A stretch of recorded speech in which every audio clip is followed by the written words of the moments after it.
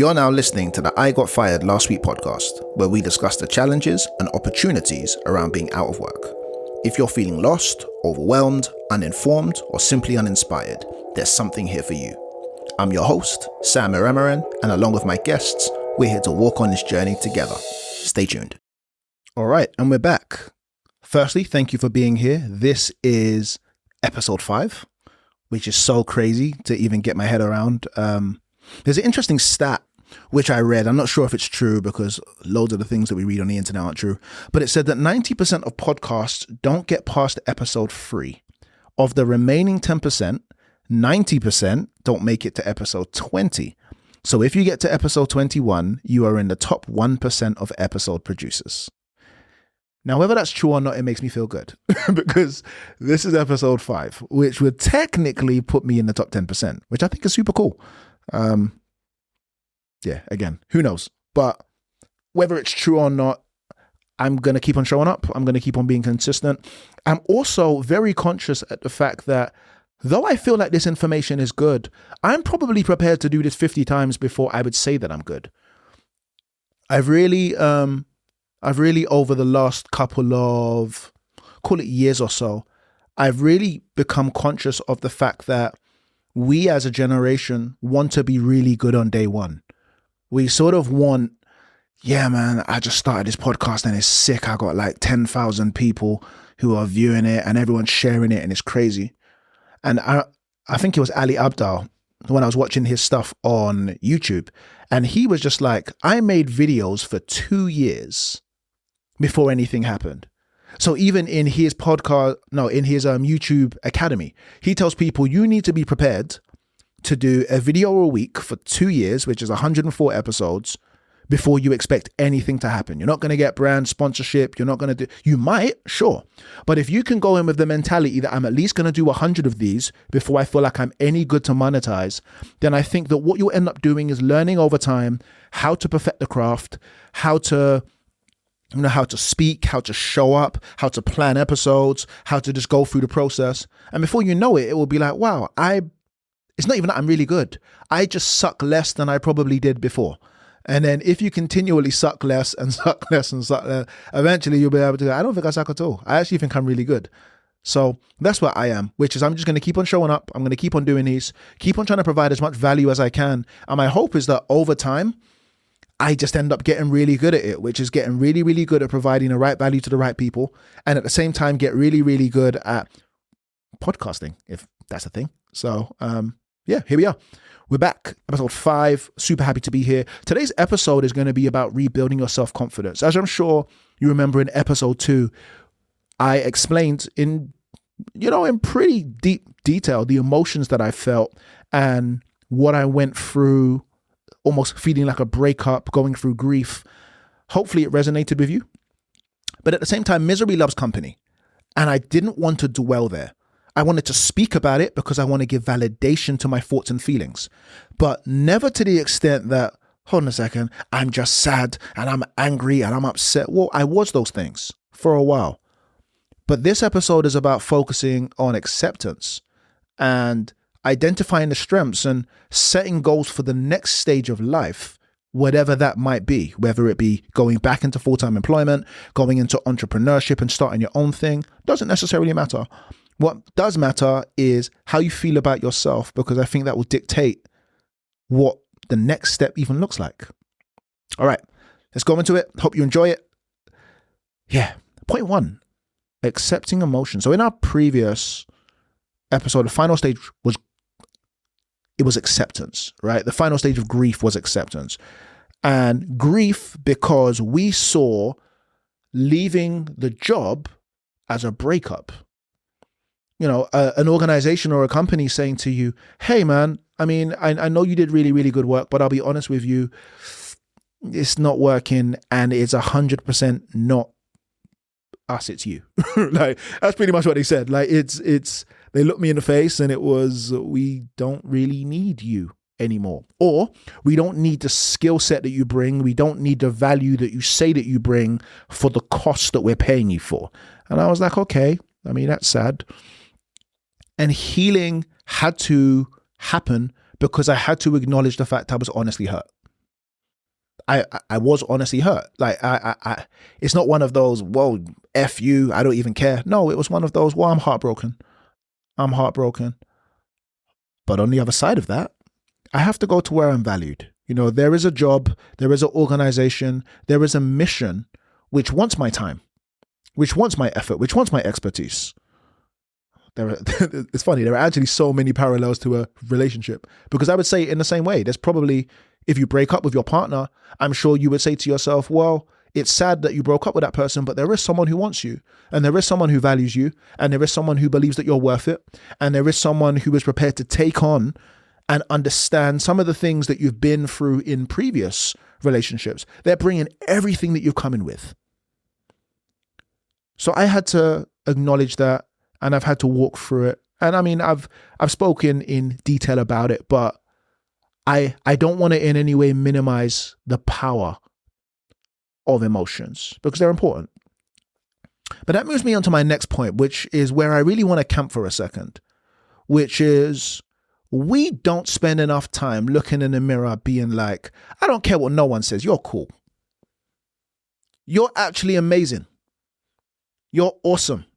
You're valuable. You're strategic. You're creative. Your work is A1. There's no one who can do what you do. You're the greatest project manager I know. Your marketing campaigns are really colorful and creative. I love the way you said that. I don't know. The way that you coordinated that wedding was A1. I'm talking you looking in the mirror and just being like, I don't care what no one says, you're the greatest. There's something so powerful about affirmations. There's something so powerful about not necessarily needing external validation or another person to tell you that you're good at a thing, for you to just look in the mirror and say, I know you're good. And there's a quote, right? I'll read it. Now, just to clarify, Einstein didn't say this, but all the social media pages seems to have his face on the back of it.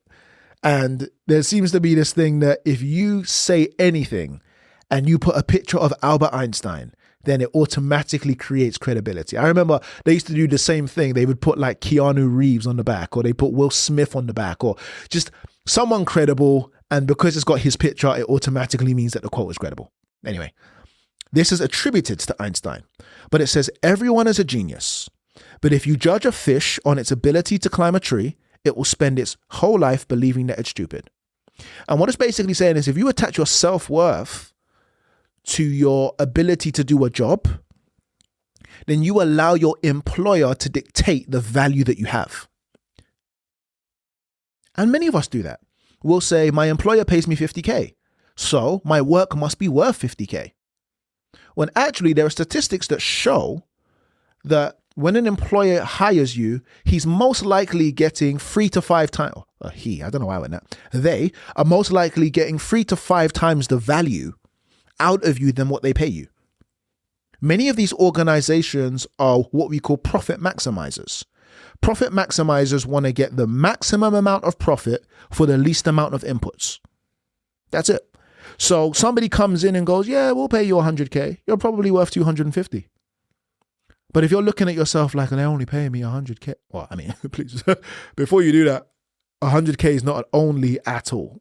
But okay, call it 30K. Let's make it more realistic. If you say, well, they'll only pay me 30K, which means that they must not value me at all. No, not necessarily. You need to understand your value way before they've given it a number. You are valuable because you're you. And you are not your job. You are not your job. So what do I do in this area? Well, the first thing I do is I take stock of all the good things that I did there. I take stock of all the value that I added. Take stock of all the times I showed up, all of my successes, all of my qualifications. I tell my coaching clients this. Oh, by the way, I'm a coach. I tell my coaching clients this. I say, how many of your employers were there during your exams? Did they sit down in the computer room with you? Did they make you lunch? Did they pack your bag? Did they, were you reading through the questions together and kind of brainstorming? No, not at all. You did that. You showed up. You studied for those exams, your oral presentations, your essays, whatever it is. You showed up. You are a competent professional. You are strong simply because of where you are. You are accomplished because of the things that you've done. You can't allow somebody firing you, somebody making you redundant, somebody dishonorably discharging you. You can't allow any one of those things or those people to make you feel like you're less than, because you're not. You're not.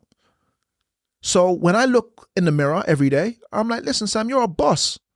I don't care what no one says. You're the best at what you do. What?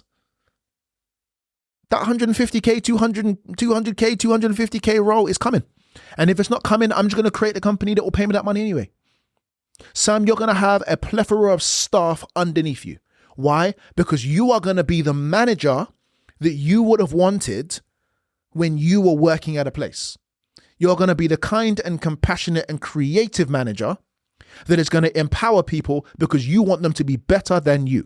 That's the kind of person that you are. That's a strength that I have. That's my empathy is my superpower.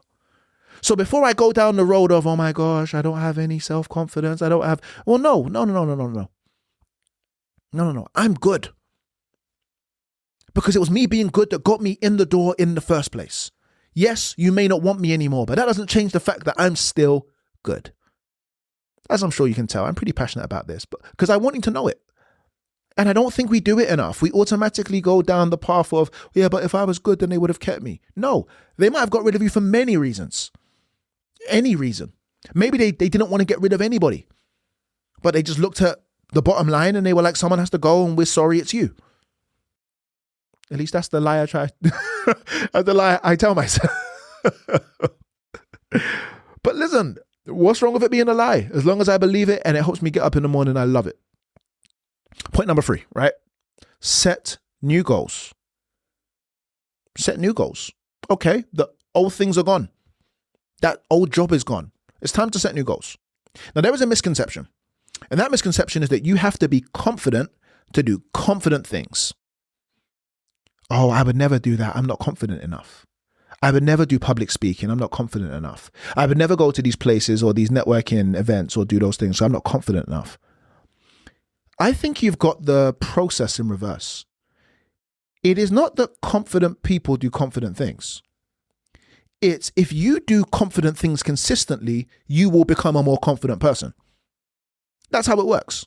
If you continuously show up and do things which scare you, which are outside your comfort zone, eventually you will end up becoming really comfortable doing that thing, which means it's no longer outside your comfort zone. It's just a thing you do. Now, being out of work may have knocked your confidence for a second, but getting back up requires you to now put something in place which will allow you to win. Let's say that public speaking is what you want to do. Go and speak in your high school assembly in front of kids who you're probably thinking couldn't care less. It doesn't matter whether they care. What matters is that was a win for you. Take time to set some goals that you know you can achieve, because what ends up happening is it's a snowball. And if you do this small thing, you can do that small thing. And if you do that small thing, you can do that small thing. Oh my gosh, I thought that was gonna destroy me or take me out or kill me, but actually, I'm perfectly fine. And listen, we could nest here. Maybe in a future episode, we'll revisit this, but I'm talking about goals as small as I'm going to apply for a certain number of jobs today. Then it's at the end of the day being like, I killed that. I said I was going to apply for 10 jobs. I applied for 12, killing the game. No one can tell me nothing. I'm talking about waking up in the morning and saying, today, the only thing I'm going to do is research the difference between a project manager and a BA. That's it. That's the only thing I'm going to do today.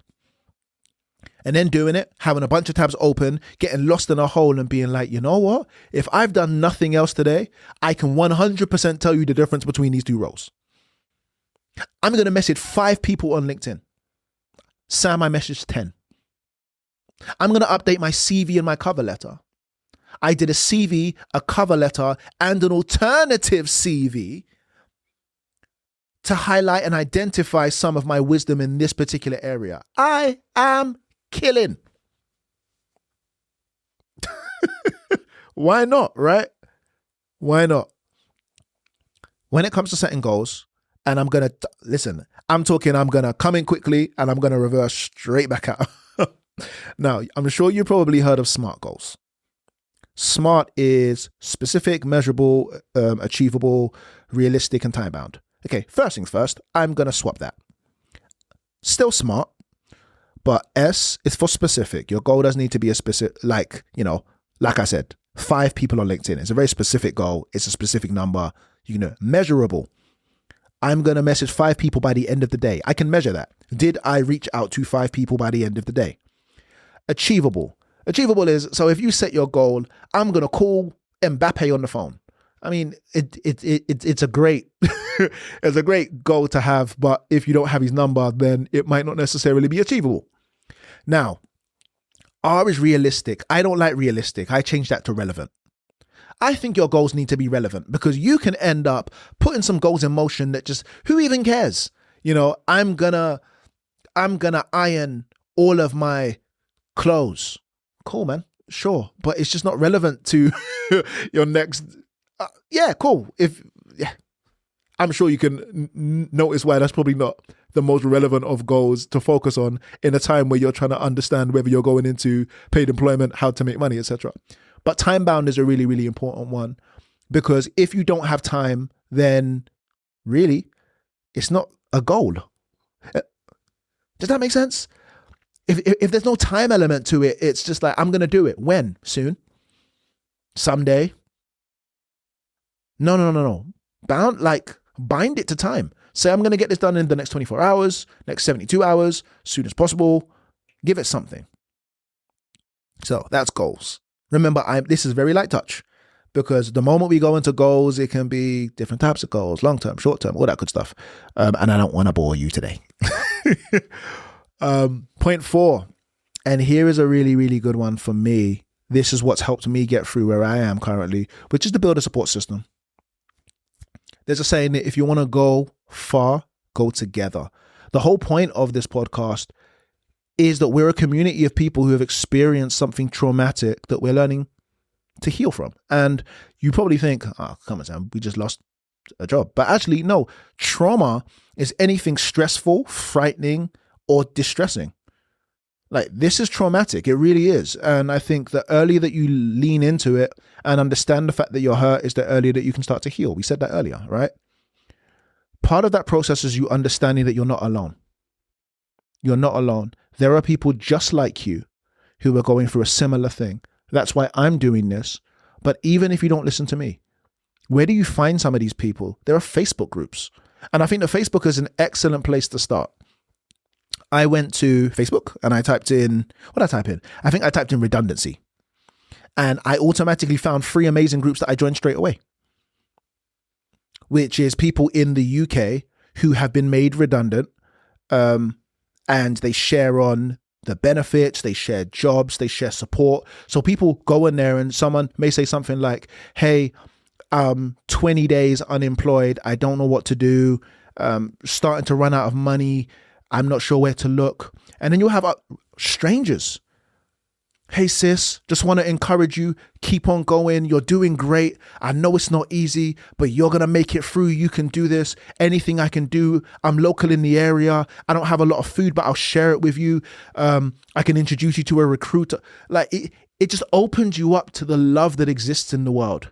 And then you realize that there are good people who are going through similar things, and having that community, like imagine what that is for someone, for them to be like, oh my gosh, these random strangers who I've never met are prepared to share food with me. They're prepared to introduce me to recruiters, and they're sending me links for stuff, and they're sending me jobs, etc. It can really, really make you feel loved. So I joined those groups, and I would encourage you to do the same thing. Literally, go on Facebook. I know that Facebook isn't really a place that anyone 30 or younger decides to go on anymore, but I really love it. So go on Facebook, type in redundancy, type in unemployment, type in fired. I mean, you have to kind of walk through the group, because if you type in fired, I'm sure you'll probably find like the fire service or so like be pretty specific on some of the things that you're looking for. But once you get them, like join the groups and engage. I also, when I typed in redundancy into Google, I realized that there's support for so many people. Like I typed in redundancy support group, and I realized that Mind, the mental health charity, They've got a bunch of resources that can help. The government, something.gov.uk, they've got a bunch of things that you can go on. Just surround yourself with positive things and with positive people. And those supportive individuals, they can offer you encouragement, constructive feedback on your CV. They can help you on your journey of rebuilding. And that's what this is about. This is not about you doing this alone. This is about you doing this with other people. So that's it. That's all I wanted to say on this one. I just wanted to open you up to the fact that you can rebuild. You can rebuild. And we shouldn't rest in the fact that these things have happened. What we really need to do is move out of now they've happened. What do I do now? First thing that you do is that you accept the fact that you've been through it. You walk through those emotions. You walk through the grief. If it's counseling, if it's therapy, whatever it is you need, but you leave that place knowing that, okay, this happened. Next thing you do is you identify where your strengths are and you go really big on your accomplishments. You affirm yourself, whether it be in the mirror every day, whether it be ringing up a person who you know can affirm you. Everyone needs a hype man or a hype woman who's just like, listen, I don't care what no one says. You're the greatest. You're the best at that. No one can make cake like you. No one can cook like you. No one can manage projects like you do. No one can coordinate weddings like you do. You need some hype people in your corner who are just going to gas you, who are just going to really puff you up. I want the biggest head. I want to come off this conversation smiling like, you know what? I am good, Nah. I don't care what no one says. I'm the best. I don't care. Stuff like that. It can help you a lot. So take stock of the things that you've done. Take stock of the things that you're currently doing. All of your successes, all of your accomplishments. Write them down. Put them on a mood board right there so that every day you can wait. Put them on like your phone wallpaper or your screensaver. You are more than enough. You are more than enough. You are awesome. You're creative. You are great. You are beautiful. You're that. Because as you continuously reiterate and say these things again and again, they'll start to become a part of your subconscious. So whether you like it or not, you'll hear those things constantly going around in your mind. As it relates to going and finding a job, I am a competent professional. I know exactly what I'm doing. I have creative solutions to some of these organizations' biggest problems. I am worth every penny. They're even underpaying me because I provide so much value. Everything I did there was to add value and to ensure that this organization would progress and be better. They were better because I was there, and they're going to suffer because I'm not. Obviously, we're not wishing that they suffer, but tell yourself these things. Because it will gas you and it will gas you to the stage where you're just like, at least I know I'm good. Then we spoke about setting new goals and having small wins and saying, I'm going to do this, then I'm going to do this, then I'm going to do this. And if I can just do that today, or if I can just get through these things this week, or if I can just reach out to a certain number of people this month, then I'll be okay. And then celebrating those wins. Sam, you said you were going to do 5, you did 7, you're amazing. I'm going to celebrate myself by, buying an ice cream. And it may seem like a very, very small thing, but my personal belief is that you have to mark every significant victory. Because mentally, if you don't reward yourself, or if there is no reward for work, then I believe it messes with the brain. The reward center wants a reward for a certain amount of work. So for example, you run a marathon, what do you get at the end? You get a medal, you get your name in a book, you get all that sort of stuff. If you just ran a marathon and at the end it was just like, cool, that may end up affecting the way that you even see and understand rewards. So that's what I would say. That's number 3. And number 4 is build a support system and have a support system. Have people who can encourage you, have people who, whether that be on Facebook, whether that be on social media, whether that be family members, just someone or a group of people who are actually able to just be like, yo, man, listen, we're going through this too. You are not alone. I don't want you to feel like you're going through this alone, because you're not. We're going through this together, right? So don't forget, if this episode encouraged you, if you liked it, share it with someone that you feel like may find it valuable, because that's what we're doing here. That's the whole point. Thank you for being here. I appreciate you. I do hope to see you next week. do all of the likables and do all the likables on Instagram, YouTube, Spotify, all that good stuff, wherever you're seeing this or listening to this.